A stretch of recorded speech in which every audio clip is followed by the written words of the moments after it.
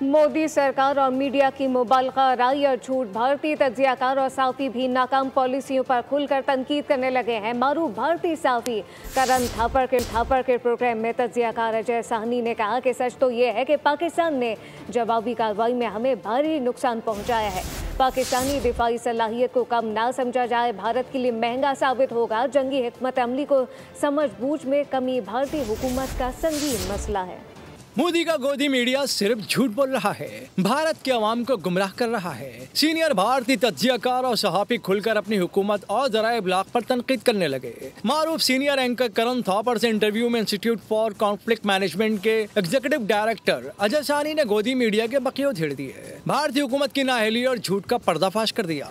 कहा कि ऑपरेशन सिंदूर महज सियासी शो था।